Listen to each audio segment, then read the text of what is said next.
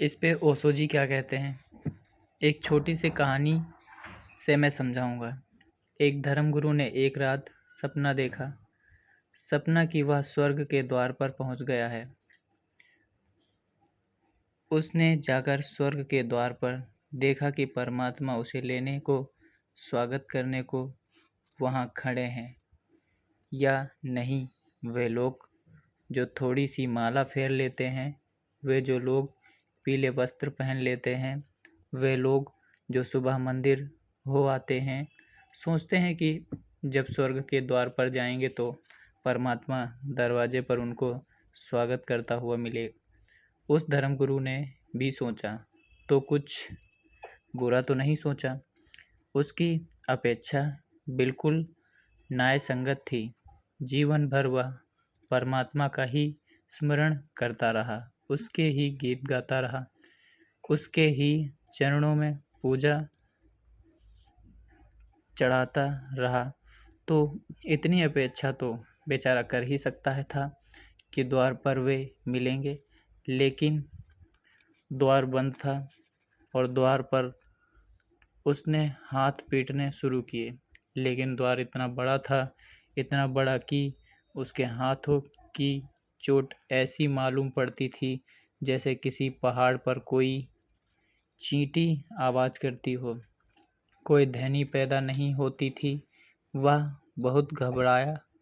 उसने तो हमेशा यही पढ़ा था, धर्मस्थों में God credit man in his on image. उसने तो यही पढ़ा था कि परमात्मा ने आदमी को अपनी ही शक्ल में बनाया है। आज उसे पता चला कि यह दरवाज़ा इतना बड़ा है कि कोई और छोर दिखाई नहीं पड़ता मुझे।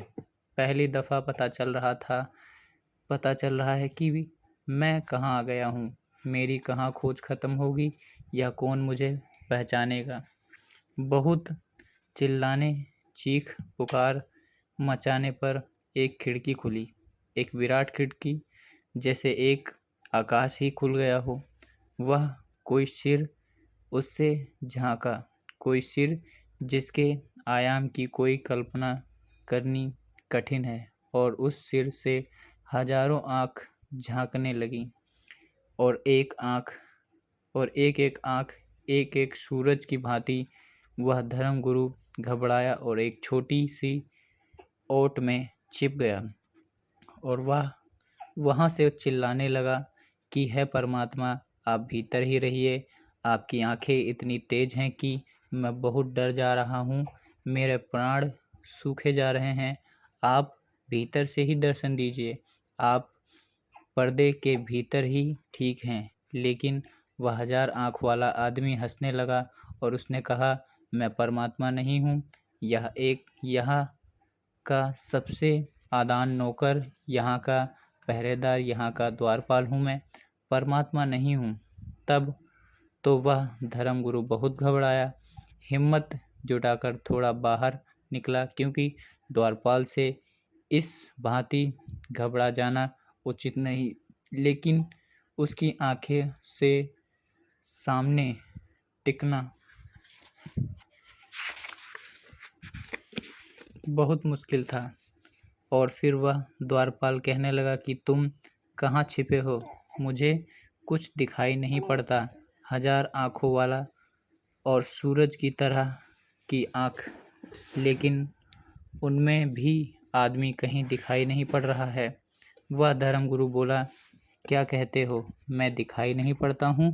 मैं परमात्मा से मिलने आया हूँ। मैं उसे खास धर्म का प्रचारक हूँ। मैं परमात्मा ने ही जिसकी किताब दुनिया में भेजी है। वह द्वारपाल हंसने लगा और उसने कहा, सभी को यही वहम है कि हर एक की किताब भगवान ने ही भेजी है। वेद भी भगवान ने बाइबल भी भगवान ने, कुरान भी, गीता भी, सभी किताबें भगवान ने भेजी हैं। सभी को यही ख्याल है कि, लेकिन मैं तुमसे पूछता हूँ, तुम आते कहाँ से हो? उस आदमी ने कहा कि मैं पृथ्वी से आ रहा हूँ। वह द्वारपाल हंसने लगा और उसने कहा, ठीक है, नंबर बताओ। इंडेक्स नंबर तुम्हारी पृथ्वी का क्या है, क्योंकि बहुत पृथ्वियाँ हैं, अनंत पृथ्वियाँ हैं। किसका पता तुम किस पृथ्वी से आते हो। यह तो उस धर्मगुरु ने कभी सोचा भी नहीं था कि उसकी पृथ्वी के अलावा भी कोई पृथ्वी है। उसने कहा कि वही पृथ्वी जो सूरज के आसपास है, सौर परिवार में है, सूर्य वाली पृथ्वी। वह द्वारपाल हंसने लगा और उसने कहा, तुम्हारे अज्ञान पर मुझे हंसी आती है। तुम कैसे धर्मगुरु हो। तुम्हें शायद यह पता नहीं कि कितने सूरज हैं, अनंत सूर्य हैं, अनंत सूर्य की अनंत पृथ्वियां हैं।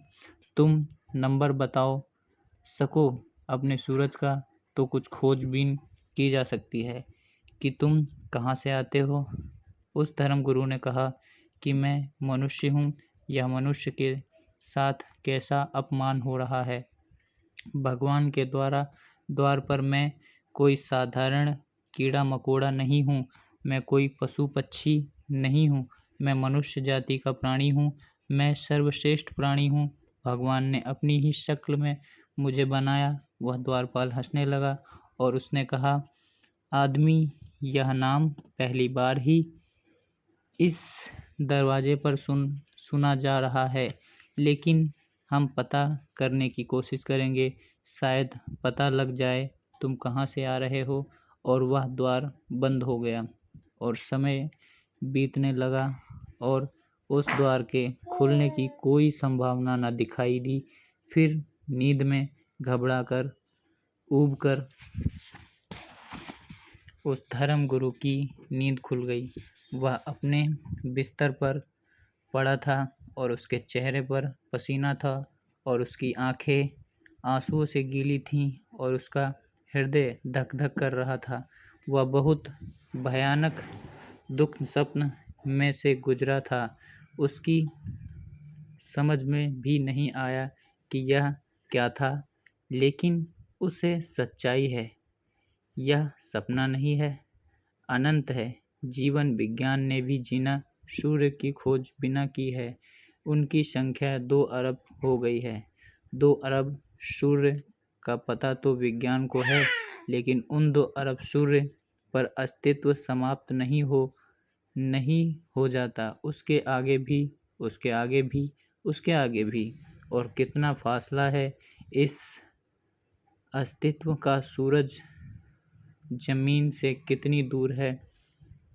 यह जमीन हमें बहुत बड़ी मालूम पड़ती है। हम तो राजकोट ही बहुत बड़ा मालूम पड़ता है। हम तो अपने घर ही बहुत बड़ा मालूम पड़ता है। हम तो खुद ही बहुत बड़े मालूम पड़ते हैं। लेकिन यह पृथ्वी कितनी बड़ी है। शायद इस जगत में इससे छोटा और क्या हो सकता है। सूरज इससे 60,000 गुना बड़ा है, लेकिन सूरज बहुत बड़ा नहीं है। सूरज सारे जगत में अब तक ज्ञात तारों में, ज्ञात सूर्य में सबसे छोटा सूरज है।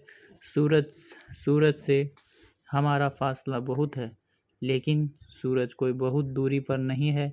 जो सबसे निकट का सूरज है, इस सूर्य के बाद उससे प्रकाश की रोशनी चले तो हम तक आने में 4 वर्ष लग जाते हैं। और शायद आपको पता होगा कि प्रकाश की रोशनी किस गति से चलती है। 1 सेकंड में 1,86,000 मील, 1 सेकंड में 1,86,000 मील प्रकाश की किरण चलती है। सबसे करीब इस सूरज को छोड़ कर जो तारा है हमारे, उससे ज़मीन तक रोशनी आने में 4 वर्ष लग जाते हैं।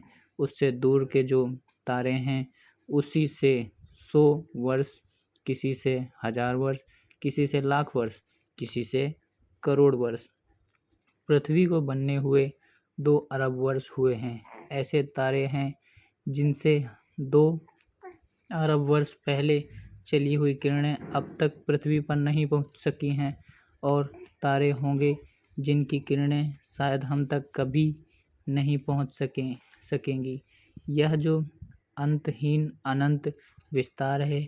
इसके बीच जिसको यह ख्याल हो जाता है कि हम जानते हैं वह पागल हो गए। इस अंतहीन विस्तार के प्राणी प्रति जो भी जगेगा उसका विषय में जाग जाएगा।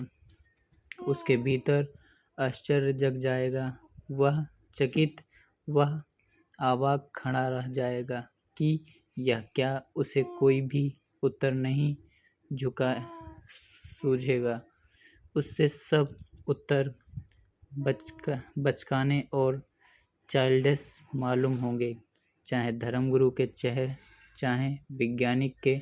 उसे उत्तर मात्र बचकाने मालूम होंगे।